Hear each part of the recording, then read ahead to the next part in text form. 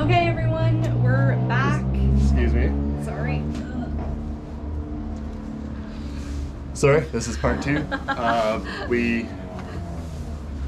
don't know if we're back on the same. I think we're on a different channel. I don't know. I'm trying We're to on find a it. different one now, so Tovah can work away and all that. So where we left off, where did we leave off? Maybe just give people a sec to We'll give you a second to go and get back on. So change the laptop there. Yeah.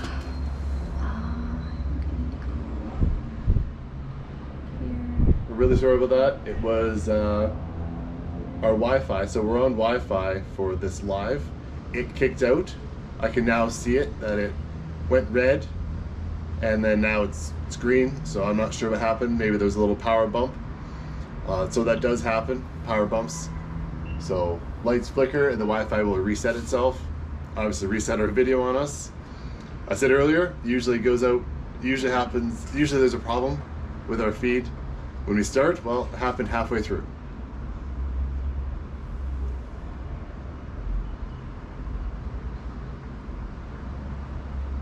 Okay, yeah, so we're back live, but we lost our viewers, so hopefully they can re-find us.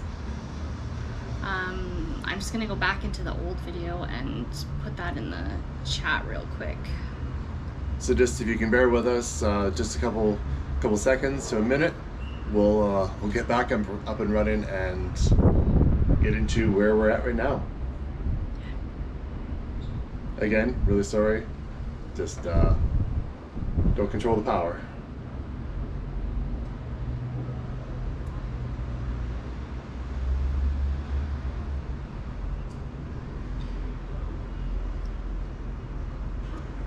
I know I'm saying this out loud, and if you're on this link you already know that, but there's a new link. Just go back and click on the new link. So I'm posting that in the last live. James, don't worry, we're gonna talk about Managua and San Jose. We're getting there. Hopefully you can find us on the new live.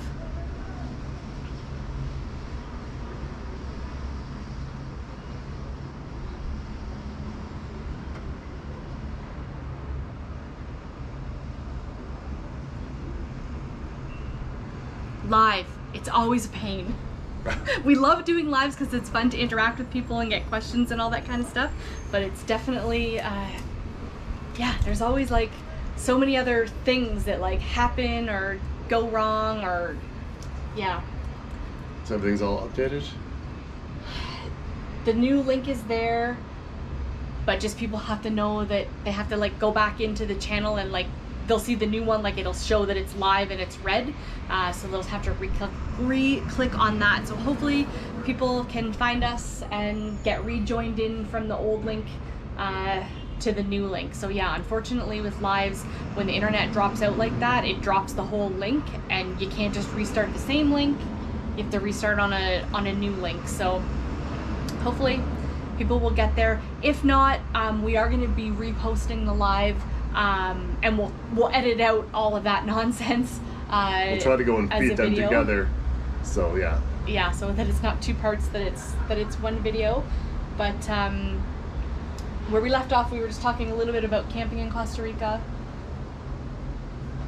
and kind of what to expect rainy season. Chris was saying like look for covered shelters, look for grass or gravel, or even the odd place has a cement concrete pad. Those are the good places. Those are the good places. Oh, the one thing that I wanted to go and say earlier before we got cut off there was Costa Rica itself, from border to border, is only 800 kilometers, which to us is not that big. So, or to any Canadian or American, 800 kilometers is not that big border to border. So exploring, renting a rooftop tent and overlanding through Costa Rica is very easily doable, very doable. So, like I said, you can come into San Jose, you can go to Liberia and rent rooftop tents and then travel all around.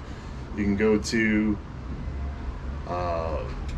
Arenal Volcano, you can go to all these different, Arenal Volcano is one of my favorite highlights of our trip so far. Yeah, me too. Well, and I think the beaches in Costa Rica are amazing. Like they are. They're amazing in Nicaragua. They're amazing in El Salvador. But I would say don't plan your trip to like just come and see the beach. I think you're missing a lot if you're just doing beach. And I would also tell you, if you really just want to do a beach vacation, go to Mexico. Mexico has amazing beaches. You can't beat the prices. Like if that's what you're looking for, I would say the beauty of Costa Rica is more like the jungle and... No, the surfing in Costa Rica is pretty top notch too. Of course, yeah. So, I mean, Mexico does also have top-notch surfing as well. Yeah. Pick and choose. I guess I more meant if you were just coming, like, you just want to, like, hang out on the beach and, like, have some beverages and work on your tan. It's the whole ecosystem here in Costa Rica that really speaks to me. Mm-hmm. It's great. It's beautiful. Yeah. The animals, the sloths, yeah.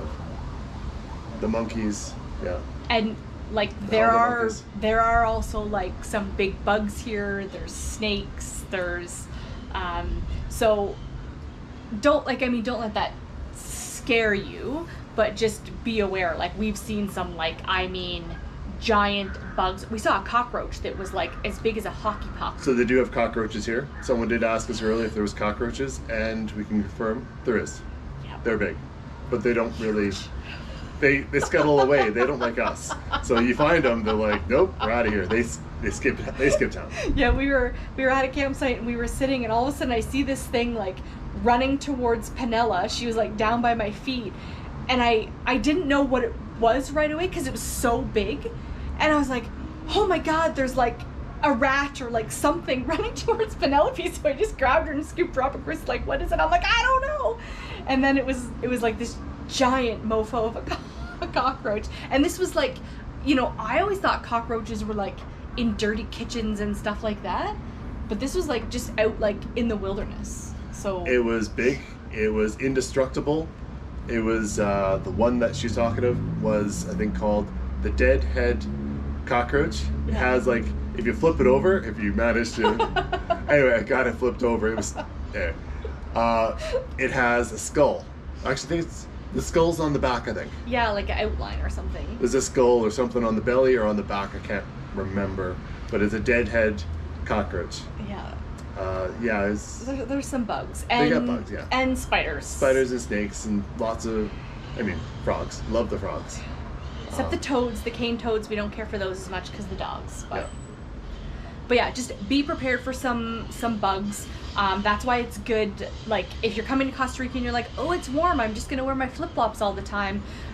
Don't bring just flip-flops. Like, don't get me wrong, we wear our flip-flops a lot, but, like, especially when you're camping, if it's rainy and it's wet, and just especially once you get into that, like, dusky time in the evening, you're going to want closed-toed shoes. One, because potentially the wetness, but also the bugs and whatever else creeps in the night.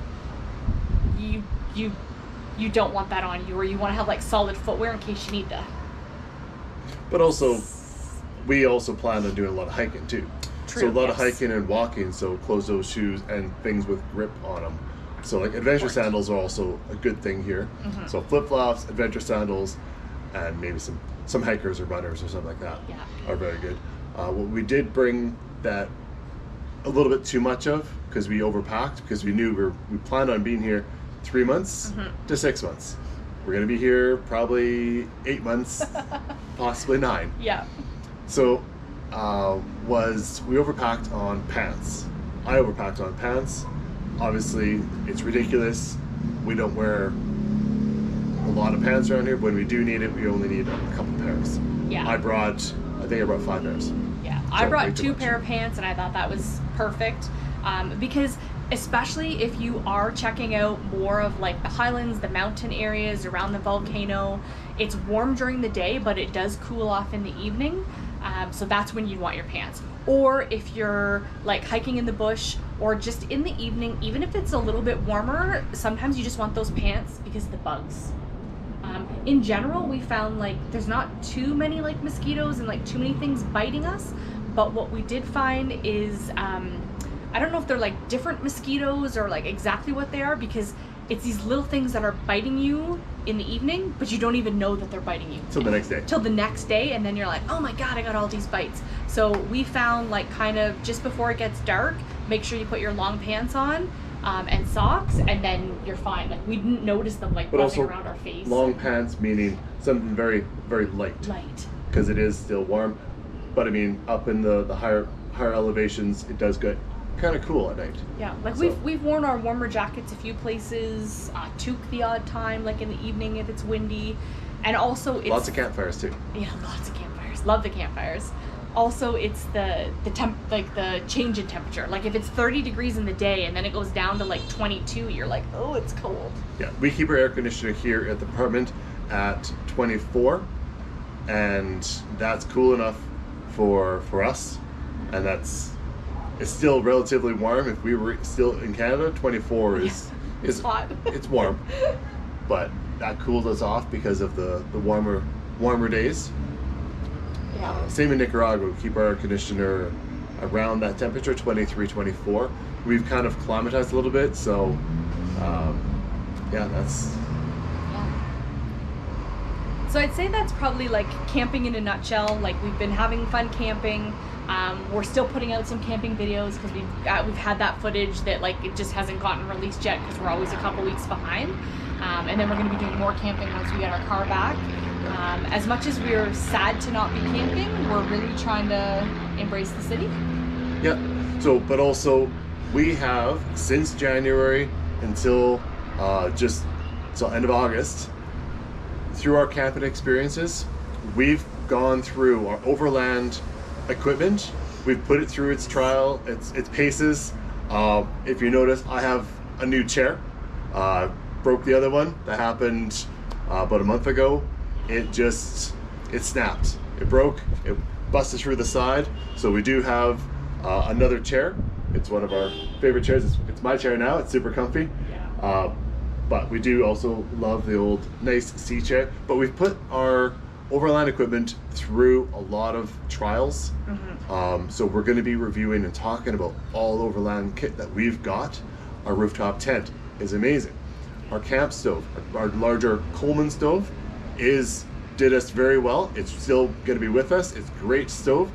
We also got a secondary stove because we ran out of propane and we needed a secondary fuel, which is available at every corner store here, which is just straight up a can of butane. Yeah. And that's sold everywhere. It is also sold in the United States and Canada as well, but it's not, those burners are not as popular.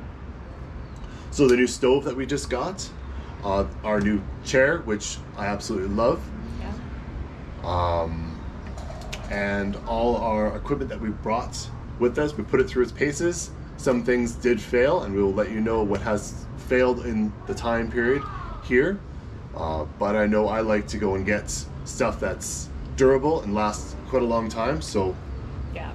Well, and knowing, like, you know, there's so much equipment out there, knowing, like, what you actually need and what you really don't need. Yeah. Like, I think we've done a really good job between, like, Canada and here, figuring out what we need, what we don't need, what we like, what we don't like, and like Chris said, putting things through the paces. But even then, like, just also knowing that in this kind of environment, certain things, they're eventually gonna fail. Like, it's hot, they're out in the sun, there's sand, there's dirt, like, things can only take so much abuse as well. Especially things like if it's got a plastic piece or different things like that. Like, that's what happened with our chair. It was like part of the plastic housing just cracked. So, I mean, we still love the chair. We still have this one, and it's still fine. It just, you know, after like a year of use, it said, okay, enough's enough. Yeah, it finally dried out and cracked. That was probably the chair that got used the most, because we did have those camp chairs in our old house that we left. So we sold everything, and we had, that was our living room furniture. When we sold everything, that was our living room furniture chair that we watched movies on and ate our supper in. That was the chair. So it was a year.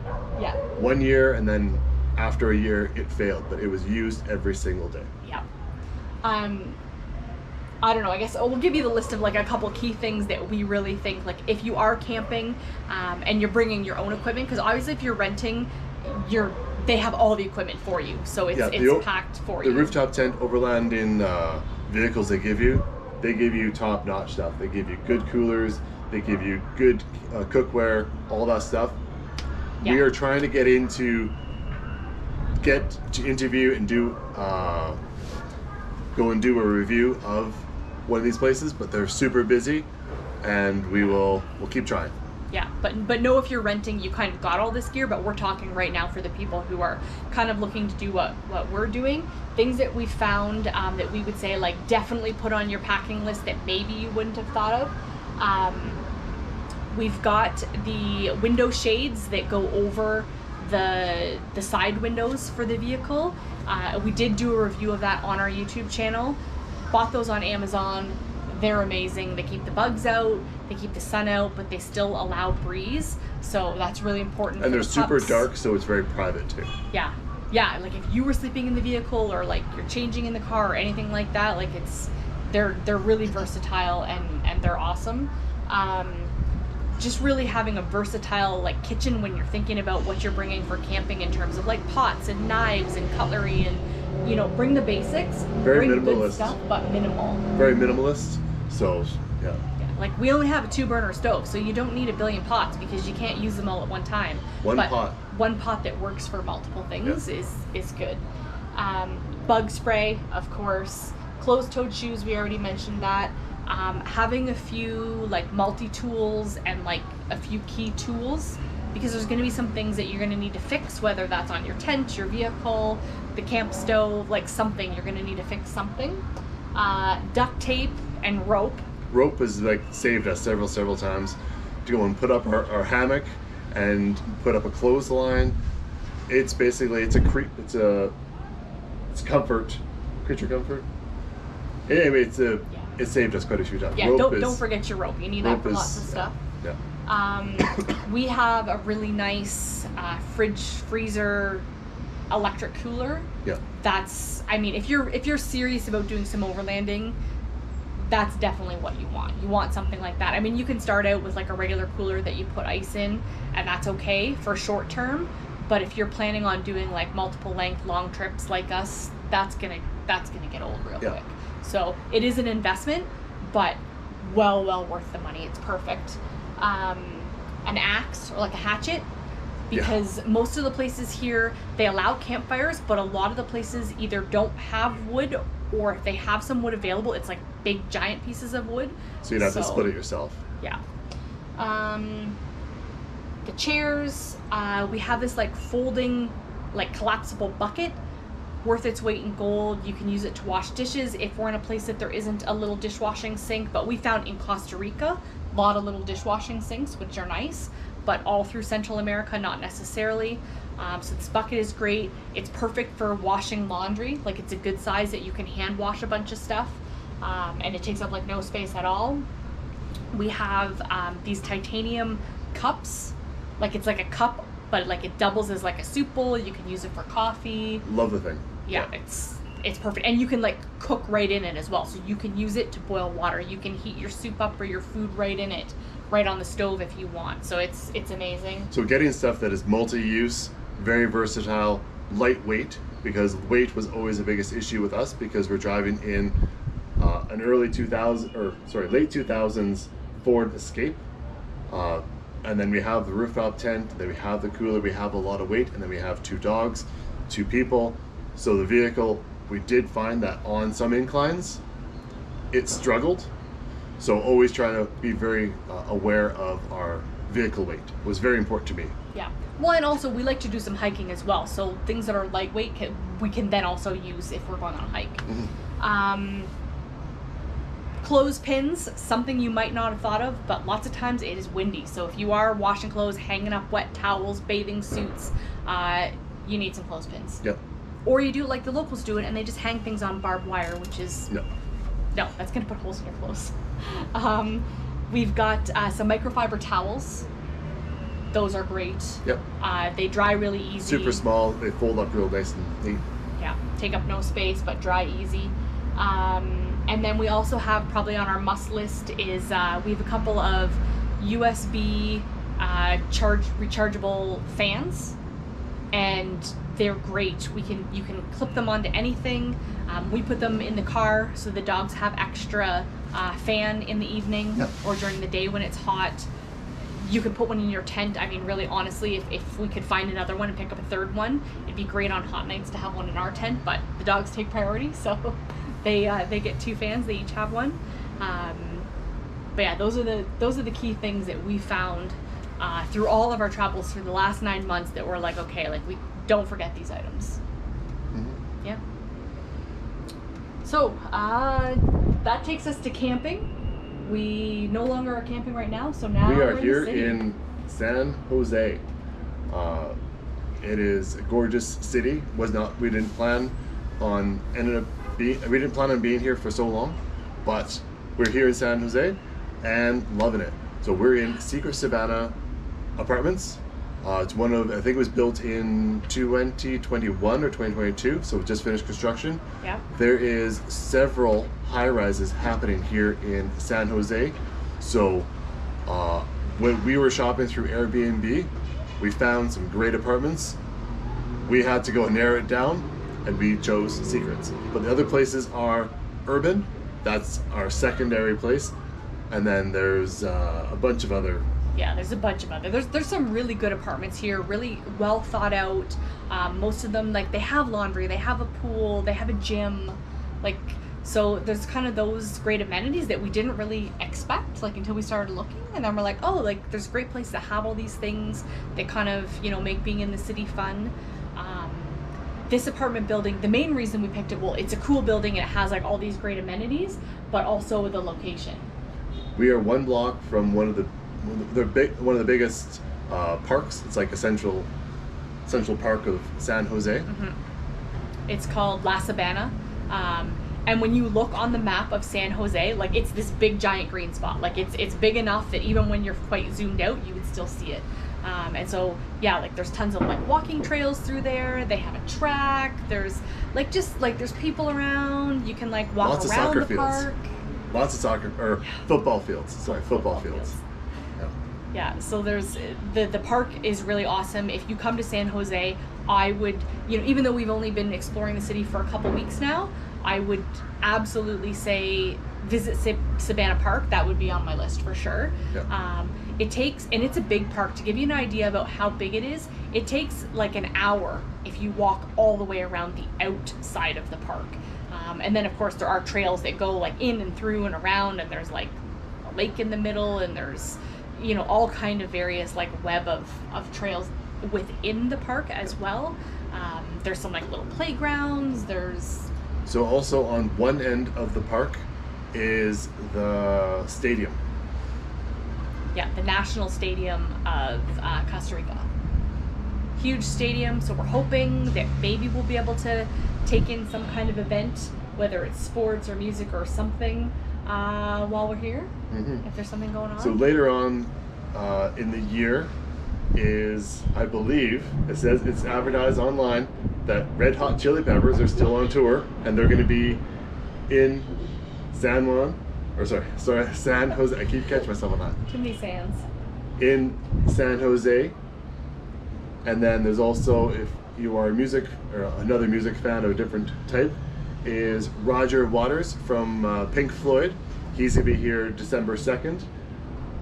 And there's a bunch of other events, which are really hard to go and find the information that's going on at the stadium. But that's where the major people come, is to San Jose. And to that stadium, yeah. So hopefully we get to see something at the stadium. There's plenty of things to walk to here, like not just the park. So we've been like walking to the grocery stores or the supermercados.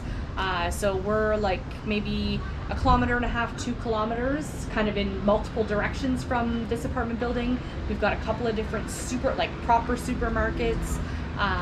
We found a really nice big fruit and vegetable market just a few blocks away. There's lots of little restaurants and like little bakeries. We found an El Salvadorian place that was about like 3 kilometers away. So we went for some pupusas, which we love. And just about a block away, right by the park, is a train stop. So there is a train that runs through San Jose, and it goes all the way through. So public transit here is top notch. Like, I'm really, really impressed with the public transit and the delivery system here, like the Uber Eats or the Pedioso. And there's also another okay. So Uber Eats and Pedioso are top notch food delivery, or well, they'll deliver anything. they'll deliver everything, yeah. Yeah. And not only the train, but there's like buses. So anything that we couldn't walk to, we could take the bus. We haven't taken the bus yet. We've been more on foot. We even, like, in terms of location, Sabana Park, we're like just a little ways away from like downtown San Jose, but we're still in like San Jose proper. There's a lot of boroughs of San Jose, and it kind of all blends together. Like, you don't really know. You're like, oh, I'm going here, and you're actually like going to a borough. In terms of most of the boroughs, we wouldn't walk to most of the boroughs just because, like, where we are, we're more centrally located, but we're only like 2 or 2.5 kilometers from like the core of downtown San Jose. And we walked there the other day to the Central Market area. It's like, I don't even know how many blocks that is considered that Central Market area. Several blocks, like probably 5 or 6 blocks. And it's just like store after store after store after store. Very busy place. And then within there's like an indoor market as well. We didn't explore too much of the indoor market that day, but we're definitely going back, checking out this market more. But again, if you're coming to San Jose, that would be something I would definitely check out. Like, even if you're not looking for anything in particular, like, they have everything. They have souvenirs, they have clothes, they have electronics, there's restaurants, there's food stalls, there's vegetables, there's, like, you name it, they're selling it there. So just to like check out that cultural experience. Plus, you'd also get good prices there. Yeah. So yeah, so far we haven't really been anywhere that we need to take the bus, but there are some places that we do want to check out, so we'll take the bus. Like, if you want to go to Walmart or PriceSmart or anything like that, they're a little further out. Like, they're not right in San Jose. They're like in some of these boroughs. They're not walking distance from here. Yeah. So we would venture on the bus for that, and the bus is pretty cheap too. Yes, it's, some of them say advertise it's $3.50, some of them say they're $4.20, but yeah, they're really fairly cheap, which is, to put that into dollar wise, is about 70 to 80 cents, or up to maybe $1 Canadian. So $1 to ride the bus is fairly reasonable for us. So we'll look up the price for trains, because we can get on the train and go anywhere we want. Yeah. Yeah, so lots of places for us to explore, for sure. So did you want to go and compare? We asked that one question, compare? Yeah. So to compare, I know someone asked us earlier on, compare San Jose to Managua.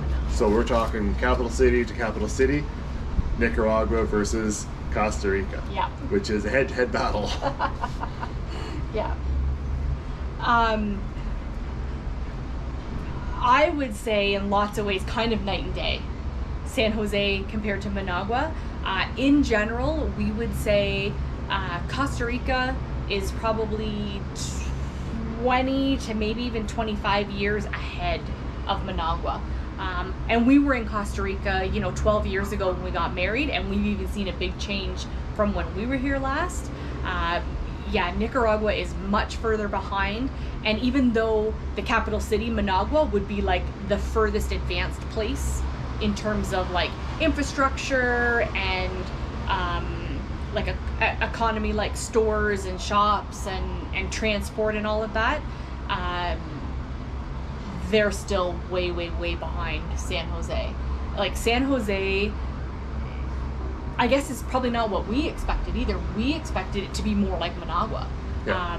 It's very advanced. They're very eco-friendly. All the structures, like I said, all the apartment buildings that are being put up, they're being, environment is on their mind when they do this, when they do these buildings. They try to use materials that are eco-friendly. Some buildings have their own water treatment facility in them because they're using a large amount of water. So they have water treatment facilities inside each one of them. The recycling is top notch here. They have a special recycling center downstairs that you can sort your own recycling, and they take those out quite often. So I go in there and it's full, and then the next day it's empty, and then fills right back up. So they have really good recycling system here. So they're very environment oriented. And not just recycling, like they have like proper garbage collection. So like the streets are actually really clean and nice. Whereas when you go to Managua, a lot of the areas, again, it's not as developed. There's still lots of places that don't have like good garbage collection. You'll still see places where like the garbage dump is just in the corner of the street somewhere. There's people burning garbage. We haven't seen any of that here. And just there's been a lot more development in San Jose compared to Managua. I'll say the road system on how everything is much, I'm not sure if it was how they thought this out years ago or how they did this, but here the roads are fairly, like they are narrow at some points. So you do have to maneuver around. But in Managua, it is much worse driving around. So if you're on a little motorbike, then you're gonna have no problem in Managua. Yeah. Or here in San Jose. But if you're driving a large car in Managua, nope, it is very uncomfortable. Once you get off the major road or highway, you're trying to get into a borough. It's super sketchy.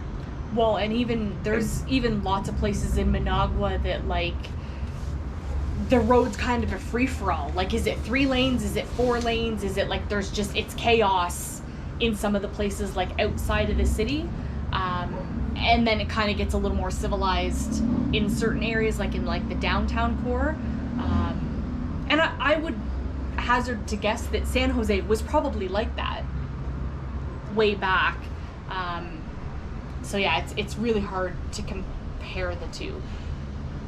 So also, Managua does not have, that we've ever come across, high-rises. They don't have high-rises. They don't have buildings like this in Managua. It would just be like a couple of hotels. That would be it, that are big. Yeah. So apartment buildings like this, so they don't have, this building is 32 floors, well 31 plus a walk-up floor. So it is a 32 floor, but it's 31. You wouldn't find that in Managua. I think the tallest one that I found was about 8 floors. There might be some taller than that, but in my research, the tallest apartment building structures were only 8 floors. Yeah, well, and two, in San Jose, and there's a lot of boroughs outside of San Jose that would be very nice. The construction is very Americanized. It would be, like kind of your standard apartment that you would expect to see somewhere in Canada or the US. In Managua, there would only be a couple of areas that would have accommodations like that. So if you're not looking to stay in a more local neighborhood or like an older home or something like that, there's not as many, nicer is not the right word, but there's not as many residential areas that would be comparable to what you would see in San Jose. In San Jose, like if you can see behind us, there's a whole bunch of really nice apartment buildings, and that's just like one area. You go all around, there's tons of that. In Managua, that would be very limited. Yeah, and I don't know if you guys can see it in the background at all, probably not. There is in view, there's 3 very beautiful soccer fields or football fields, and people are playing on all the time, and they're well maintained. We checked them out, and those fields are beautiful. You wouldn't find that in Managua at all. It'd be pretty rough grass. It wouldn't be as structured. This one has the netting over top of it, so if you kick and it goes out over to, it's not going to go into the neighbors. Yeah. So the netting go and keeps the ball in. So it's well, and there's 3 of them just right behind us here, within 1 block of each other. Very beautiful. Yeah. But the main thing is we'll say Costa Rica, Nicaragua, San Jose, Managua, cost of living. Yeah. Okay, that is complete night and day. Costa Rica, I'm sorry, is super expensive. Yeah. In comparison to Managua. Just make sure your phone doesn't fly. Yeah.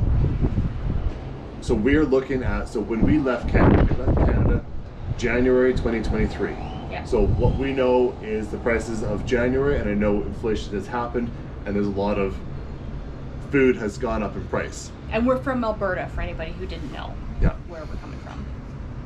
We're paying here, in general, the same amount that we paid back when we left Canada for all our groceries and stuff. So fruits and vegetables, we are saving a little bit of money on here and there. We're buying, you know, pineapple, coconut. I think broccoli's fairly cheap here. Broccoli's really cheap. Bananas. We go Things that are expensive here are like apples. They import apples. Yeah. So like we go down to the market itself and we buy from the local vendors here. So that's what we're comparing to. We have fresh local food and we're able to go and get that cheap. But even there, some things are super expensive as well. We've gone down to the grocery store and the markets, like the supermarkets, and bought stuff there. That you're going to pay a little bit more. But when we compare it to, so back from Canada to San Jose, or America to San Jose, the cost is very similar. Very similar. Very similar.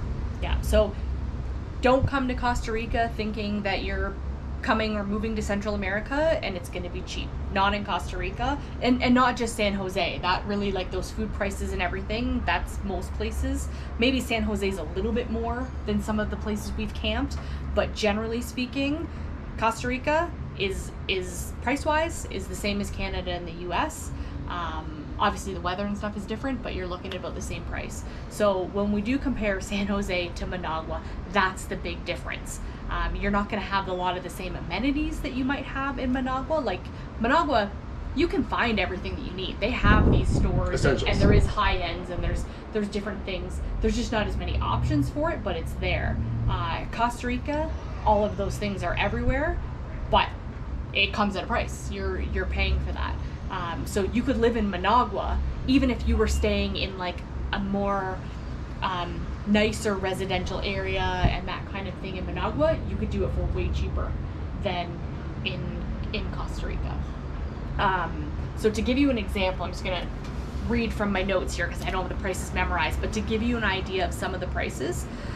So if we've done like Uber Eats or Pedidoso a couple of times for like takeout, kind of the average that you would pay for like one person to have like a one order of like a noodle dish, whether it's Chinese, Japanese, something like that, or whether you're getting like burger and fries delivered, like whatever, like kind of that one person meal, you're looking at about $18 to $25 US per person. And so Canadian, that's like $25 to $34. That's the average price. On the high end, we ordered Indian one night, total splurge. It cost us $75 for the two of us. We each got one meal. We got one order of rice. Which they said one order of rice would be for two people. For two people. And we got naan bread. $75 US. That's $102 Canadian. And we assumed, like at that price, that we would have leftovers. Like this would be, you know, 2 suppers for us. No, we ate everything that came, and I actually cooked some more rice to finish off the butter chicken and the curry that we had ordered. Like, so that was like super disappointing and really expensive. Starbucks, I can't even believe like the price of Starbucks. Okay, so here. For one of the fancy drinks, like a latte, grande is $9 US per. But on the other side of that, I did find that they did have a lot of specials. So a 2 for 1, so you're gonna get 2 of them, so it's like $4.50. So it breaks it down a little bit. But if you're ordering one latte grande, it is $9 US. It's ridiculous. So and if you want a venti, that's an extra $1.20. So then you're going into $10 for one specialty coffee from Starbucks. Yeah. Yeah, like, and that's $10 US. Yeah. Like, so you're already like $12, $14 Canadian. Like, so, and we're not big Starbucks people anyway. No. We would go once in a blue moon as a treat. And so we were like, the other day, we're like, oh yeah, we should go to Starbucks one day, like just check it out, like have a treat. We haven't had anything like that in like months and months and months. And Chris was like, do you know how much it costs? I was like, I almost fell out of the chair. I was like, are you freaking kidding me? Like, who pays that much for coffee? We think it's expensive to go to Starbucks in Canada. But, and also there's people in there. So it's not jam-packed ever, obviously, but there's people in there. Yeah. And yeah, $9 for one. But again, they do have a lot of 2-for-1 specials, so it does break the price down quite a bit. So we're gonna watch for a special. We're gonna watch for a special. Then we're gonna go and have like a Starbucks. Yeah. Beer is actually pretty cheap here. That's one of the things that's cheaper. Just give me 1 second here. Oh yeah. Plug in battery, low battery. And generally, we would say like all across Central America, beer is something that's cheap. So here in Costa Rica, regular size can of beer is $1.70 US or like $2.30 Canadian. Yeah. So that's pretty reasonable. Wine is quite cheap here. Oh yeah, wine's really cheap. Yeah, it's good. $4.50, $5.50 a liter, which is like $6, $7, $8 Canadian, depending on what you're buying. Say compared to Nicaragua, the beer is even cheaper in Nicaragua, which is great. Yeah. But wine is not cheaper in Nicaragua. Wine is a little bit more expensive in Nicaragua. So I've been drinking a little more wine here because it's cheaper compared to Nicaragua. I'll usually drink rum. Well, they also have a variety here. So that's the difference between the two countries. Huge difference. So in Nicaragua you have a very smaller amount of variety. They have stuff, but you don't have a huge selection. You don't have aisles of ketchup or tuna or whatever else you need. Nicaragua, they have the top brand and that's it, like the local brand. Yeah. And then they might have one import. So they might, if you're looking for ketchup, they're gonna have Kerr, Kerr, I believe. Mm-hmm. Ketchup. That's their Central America. That's all over here. There's maybe another local brand, and then. And then you also have one kind of Heinz. It's way more expensive. Way more expensive. Costa Rica, you have a huge selection. Yeah. Yeah. So it's that variation. Yeah. We found things like toothpaste and stuff like that to be more expensive here. Like a tube of toothpaste we bought the other day was $7 US or $10 Canadian for toothpaste. That's much cheaper in Nicaragua, which is kind of interesting too. I mean, obviously it's always supply and demand and what the cost of living is in a place that sets the grocery price and all of that. But I mean, when we're in Nicaragua, we're buying the same brands that they have here in Costa Rica, like the identical items, but they're 3 times the price here. So we haven't changed our shopping habits at all from Nicaragua to Costa Rica. No. And we are noticing a huge impact on our budget. Our grocery bill, yeah. Yeah, so we're not changing our habit. It's just things just are more expensive here. Yeah. Beef is more expensive here. Chicken's pretty reasonable. Chicken's a lower price than what we would pay in Canada, more similar to what we would pay in Nicaragua. Nicaragua might still be a little bit cheaper for chicken. Broccoli though, is much cheaper here. Well, it's cheaper in Nicaragua as well. Like in Canada, broccoli's ridiculous, or cauliflower, ridiculous expensive. Here you're gonna get a head of broccoli for like $1 US, $1.50 Canadian. And if you go either in the supermarket, you'll pay a tiny bit more for vegetables. You'll get a little cheaper if you go to the market, but if you can't make it to the market, you're not getting ripped at the supermarket either, as long as you're buying local, tropical fruits and vegetables and stuff they grow here. So don't buy apples, or don't buy apples very often because they're more expensive. But anything local here, we'll go to the market and we'll come back with a bag of stuff and it costs us $10. So we went to the market the other day. We got a giant zucchini, 2 dragon fruits, a coconut, red onion, 4 mangosteen, 3 peppers, a yucca, and a head of broccoli for under $7 US. So it's about $9 Canadian. So I mean, certain things, give or take, are a good price, but then other things make up for it. So yeah, we're not really saving any money while we're here in Costa Rica. And in that grocery shop, I just want to go and mention yesterday, we tried to go and crack open that coconut. We didn't think about it very thoroughly. We have no way of cracking open that coconut. So what I had to do, had to resort to, was I took the coconut. I'm like, well, there's no way of me opening it. There's no hatchet, no machete. There's no nothing to go and crack open this coconut. So I took it to. I went to the hallway, or I actually tried out on the deck.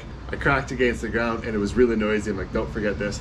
Went to the hallway, super echoey all the way down the hallway. So then I took it to the stairwell, trying to be all discreet, to go and crack open this coconut.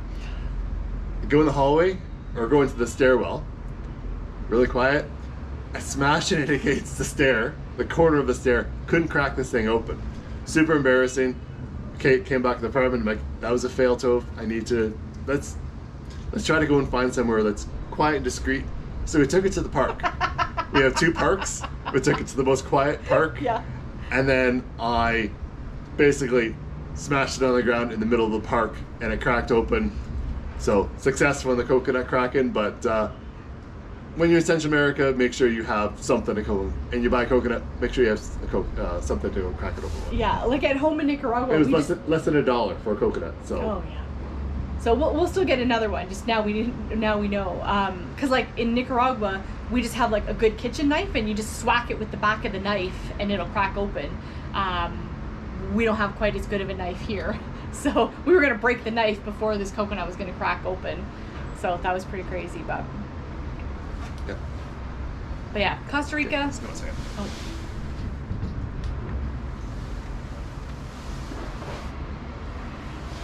Sorry, the battery's gonna die here. Okay.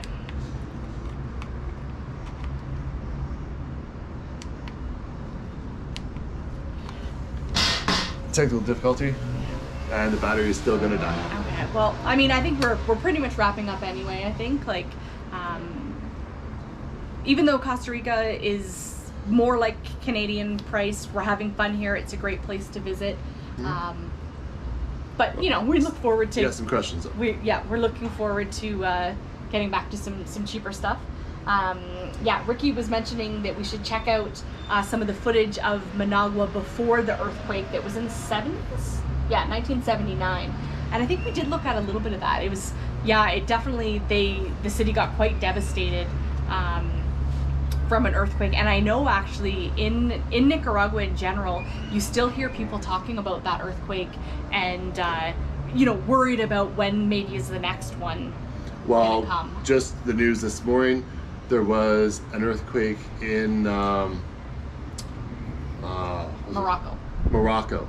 So far, that last time I checked the news, it was up to 1,000 people have lost their life. So that was pretty devastating, and that's a very rare earthquake. So Morocco does not get very many earthquakes. So when this one happened, it was a huge surprise, and so that's very, very tragic for them. Very unfortunate. We are also in Central America where there is earthquakes, but for your information, we are not even in the top 10. I thought we were in the top 10 earthquakes in the world area, and we are Costa Rica and Central America is not. Mexico is, but Costa Rica, Nicaragua, all those are not even in the top 10. Just a little fun fact for you. Well, and we have felt a couple of earthquakes. We have been in earthquakes. Nicaragua. We have been in earthquakes in Nicaragua. So, yeah. Yeah, in the back of your mind, there is always that. Like, I mean, even here in Costa Rica, especially in the apartment, it's like, oh, hopefully there's not like some big earthquake while we're here in this giant high-rise building. But I think too, the countries are starting to know that that's an issue. So I know some of the construction, like even in Nicaragua, it wasn't a girl that lived in Managua. She was living like near Rivas, but she was building a house, and she was saying that she was, talking with the builder to make sure that it was like, the construction was like earthquake friendly, or I don't know what the right word is, but that was in the plan, that it was, fairly safe if there would be an earthquake. So it can happen anywhere, really. But if anyone has any more questions, drop them in the comments. If you're watching it live, we'll try to answer the questions real quick before our battery runs out. We also will repost the video. We'll put the two parts together from the technical difficulties when we lost Wi-Fi, and we'll re-release it as one recording. So if you do have questions, you can comment in there as well. We do always respond to the comments if people have questions, or you can send us a DM in our Instagram or Facebook. And we love the questions that have come in. Like questions, sometimes they're not even stuff that we've thought of. So we've puts us in the books, makes us research and find out more information. And I know we got a comment about Mexico City, why we didn't visit it, and it's just because we didn't have enough time to visit Mexico City. It wasn't because of safety or the cartel or anything related to that. It is just simply there's so many places and not enough time for us to visit. Yeah. And we're going to try to make up that time to come back, go up north, start traveling through Honduras, back to El Salvador. I want to spend a lot of time in El Salvador, Guatemala, and back into Mexico. So stay tuned for that as well. So we are going to take our time, and we will make our way all the way south again, back into the States. We're going to go and hit a bunch of campgrounds in the States. We're going to start doing some overlanding through Canada as well. And if you do have any suggestions of places you want us to visit specifically, historical sites, or special, you've always wondered about what it really is like to overland in certain parts of Central America or in North America. Or you've been to a spot that's amazing that you're like, hey guys, go there. We definitely want to go and check out the top places. Give us suggestions, give us feedback, let us know what you want to see from this, and we will tailor it to you guys. Well, and really, not only are we taking our time going up north back into Canada, but then we're going to stay in Canada for the spring and the summer, and then we're coming back to Nicaragua, and we're going to take our time coming back through as well. So we'll have lots of time to hit everything up. Like the 1 month, like when we spent a month coming down, we thought that would give us like a lot of time. Oh, it was so rushed. Yeah, so. Also, if you have gear that you want us to review, by all means let us know and we'll check it out, or maybe we already have checked it out, we haven't just talked about it yet. But I mean, we want to go and we want to get it right into it. We want to go and check out overland gear. We want to check over all the different campsites we can get to. If there's any secret spots that we can go and try out, and you want to keep it a secret, we'll keep it a secret. We're in the secret hotel right now. Yeah. But yeah, that's all I've got. Yeah, I think so. If you have more questions, then let us know. We'll wrap it up soon if there's nothing else. Yeah, and just thanks for tuning in, guys. I know it's Saturdays are always busy for everybody, and trying to find the right time to do a live I think is always hard. A bunch of people commented in already and said oh, we wish we could make it but we can't. So don't worry if you're not watching live. We'll still answer your questions, and hopefully we've kind of given you some ideas about just kind of catching up with us, what we've been up to the last couple months. And it's been super busy, and like I said to Tovah earlier this morning, we left Canada in January of this year, and Mexico seems so long ago that we were in, but it was only 8 months ago. So it just, time is, well, we're traveling quite a bit. I don't know if it's burning by. It's not burning by at all. We're having a lot of fun doing this, and we're doing this for you guys. Yeah. And for us.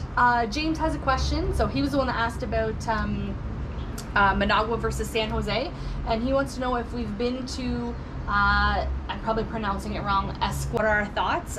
We have actually been to a couple places in that borough, so that's a little borough outside of San Jose. Very nice, and actually we would say there's a lot of really nice boroughs outside, just outside of the San Jose proper. Escuza, we've been to Herdia, which is really nice. Roshmore is really nice.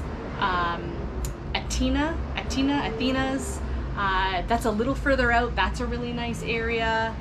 We've been to Cologne, or Pasos Cologne is another area that we've been to, is really nice. So if you're kind of want some of the amenities of San Jose but want to be just a little bit farther out, all the way around San Jose, we kind of driven all over those places when we still had the vehicle. They're all really nice, and the city like blends right together. Like it's really hard to say like where one spot ends and the next spot begins, especially because San Jose itself is not really that big of a city. Like even if you start at like the furthest out borough and go to the furthest borough on the other side, you're talking like 20-25 kilometers, so nothing is really that far. So if there's certain like amenities that you're looking for in some of those boroughs, or a specific apartment building or area that you like, or maybe it's your kids are going to school or something like that, I would say everything is really easily accessible, and all those places are connected with the transit. And very expat friendly. Yeah. Yeah, very, very expat friendly. Coup de Brant, that's another area. That's actually where we went there to get a solar panel. So yeah, like there's a lot of those areas. I think another one that we went to that was really nice, I think it was Three Oaks. So yeah, there's some really great areas just outside of San Jose. We do plan to explore a little bit more some of those boroughs and kind of give people an idea like where they are and what it might be like, or what it might cost if you wanted to rent or live in some of those areas, because we think it's pretty interesting. Because the San Jose area, we'll say that includes the boroughs, that is where a lot of expats do live in this area. It's the area that the majority of Costa Ricans actually live as well. And a lot of people like the area because of the amenities of the city, but also the weather's really good. So yeah, check for that. And like she said earlier, we're now on solar. So once we do start camping again, we are in solar power. So that's very exciting for me. Yeah. So that's another kit that I get to try out. But we just got that here in San Jose. The day before we store our just car. before the day before we stored our car. But we're now on solar. So very excited. Yeah. Okay. All right, we should wrap this up. Thanks everybody for joining, and